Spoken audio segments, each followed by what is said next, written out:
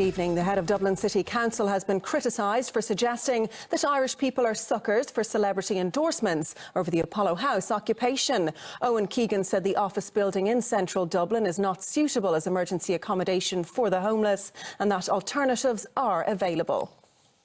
Members of the public continue to arrive at Apollo House in Dublin city centre with donations. Blankets, clothes, food and toiletries are among the items being delivered for the occupants. We're after coming from Galway. We're just doing our little bit here to in solidarity with the people here. It was all donated that I just put a little thing up on Facebook.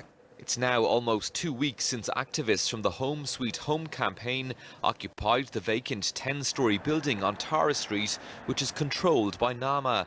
The former office block is accommodating up to 40 homeless people, with new referrals replacing residents who secure longer-term housing.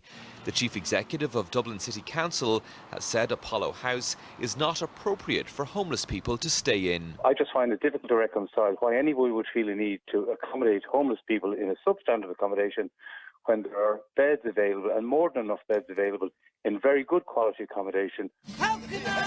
He also questioned the involvement of personalities in the campaign. I think Irish people are a sucker for celebrity endorsement, and there's been a huge element of that.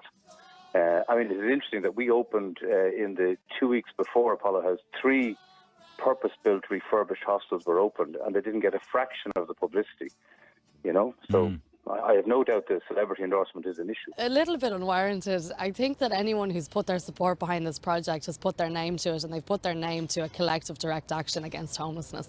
And I don't think anyone's done that in bad faith. Over the last 13 days, just over €160,000 in cash has been donated through an online funding website.